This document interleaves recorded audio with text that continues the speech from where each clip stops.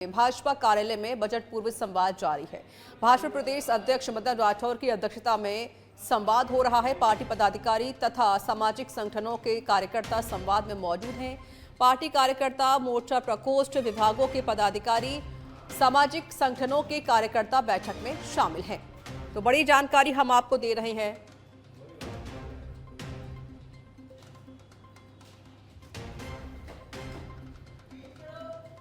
तो सामाजिक संगठनों के कार्यकर्ता बैठक में फिलहाल मौजूद हैं। इस वक्त की बड़ी खबर और ये बड़ी जानकारी, भाजपा कार्यालय में बजट पूर्व संवाद जारी है।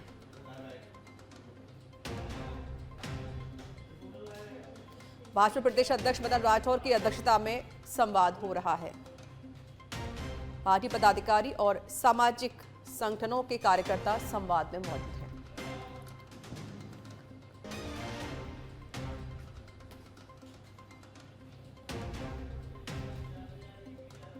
सामाजिक संगठनों के कार्यकर्ता बैठक में फिलहाल शामिल हैं और कई अहम मुद्दों को लेकर इस बैठक में चर्चा हो रही है। विभिन्न संगठनों के व्यावसायिक क्षेत्र के लोगों से चर्चा हो रही है। चर्चा के बाद प्रदेश अध्यक्ष मदन राठौर मीडिया से मुखातिब होंगे और पूरी जानकारी भी देंगे। भाजपा कार्यालय में बजट पूर्व संवाद जारी है। तो बजट पेश होने से पहले लगातार बीजेपी बैठक कर रही है, संवाद कर रही है। भाजपा प्रदेश अध्यक्ष मदन राठौर की अध्यक्षता में संवाद हो रहा है। पार्टी पदाधिकारी और सामाजिक संगठनों के कार्यकर्ता संवाद में मौजूद हैं। पार्टी कार्यकर्ता, मोर्चा प्रकोष्ठ, विभागों के पदाधिकारी भी इस बैठक में शामिल हैं। बजट पूर्व से संवाद हो रहा है और मुख्यमंत्री भी पिछले कई दिनों से लगातार कई विभागों के अधिकारियों से, लोगों से बातचीत कर रहे हैं, संवाद कर रहे हैं बजट को लेकर। और इस बीच अब मदन राठौर की भी संवाद चल रहा है और प्रदेशाध्यक्ष मदन राठौर भी बजट पूर्व संवाद कर रहे हैं। और चर्चा के बाद मदन राठौर मीडिया से मुखातिब होंगे और मीडिया के सामने पूरी जानकारी भी देंगे। तो फिलहाल ये संवाद भाजपा कार्यालय में चल रही है और इसमें कई व्यवसाय से जुड़े लोग मौजूद हैं। पार्टी पदाधिकारी और सामाजिक संगठनों के कार्यकर्ता भी संवाद में मौजूद हैं।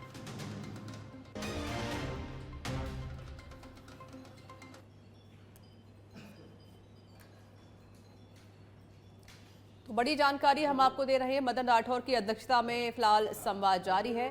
बजट पूर्वी संवाद किया जा रहा है। पार्टी पदाधिकारी, कार्यकर्ता संवाद में मौजूद हैं। और आइए सीधे रुख करते हैं बीजेपी मुख्यालय का, जहां पर पॉलिटिकल एडिटर लाल सिंह फौजदार मेरे साथ लाइव जुड़ चुके हैं। इस पर और अधिक जानकारी देने के लिए, बातचीत करने के लिए लाल सिंह, बजट पूर्व संवाद किया जा रहा है, मदन राठौर सभी के साथ संवाद कर रहे हैं और क्या कुछ जानकारी निकल सामने आ रही है?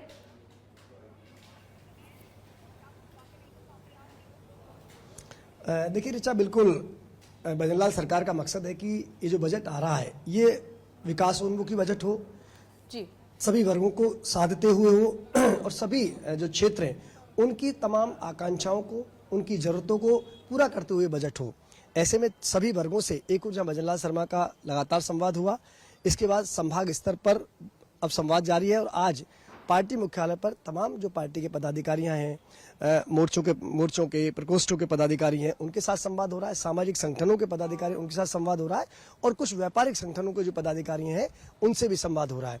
उन सभी से ये जानकारी ली जा रही है कि उनके अपने क्षेत्रों में क्या क्या आवश्यकता है और सरकार बजट में किन बिंदुओं को शामिल करे, किन घोषणाओं को शामिल करे ताकि ये बजट और बेहतर बन सके।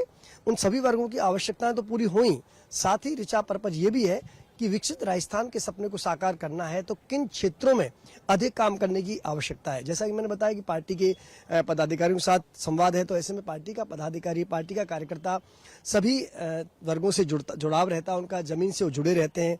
व्यापारिक संगठन है, उनका व्यापारिक जगत की क्या क्या जरूरतें हैं, व्यापारिक संगठनों को किन समस्याओं से रूबरू होना पड़ता है या किन जो हमारे राजस्थान में किन व्यापारिक प्रतिष्ठानों को बढ़ावा दिया जा सकता है, किन उत्पादों को बढ़ावा दिया जा सकता है। जैसे सरकार की नीति भी है, एक जिला 5, जो उन्होंने नीति बनाई है कि एक जिले में जो 5 उत्पाद हैं उनको बेहतर किया जाए, उसको कैसे आगे बढ़ाया जा सकता है। तो इन तमाम बिंदुओं पर आज मदन राठौड़ चर्चा कर रहे हैं। उसके बाद मीडिया से रूबरू होंगे तो हम ये भी जानकारी प्राप्त करेंगे किस तरह के सुझाव आए, किस तरह की चर्चाएं रही जो बजट में शामिल होंगी।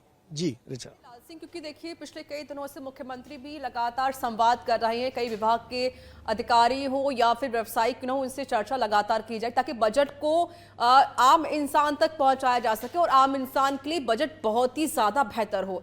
अगर हम फिलहाल की बात करें, क्योंकि मदन राठौड़ देखिए संवाद कर रहे हैं, और मुझे यह जानकारी दीजिए कौन कौन से विभाग के जो लोग हैं वो वहां पर मौजूद हैं?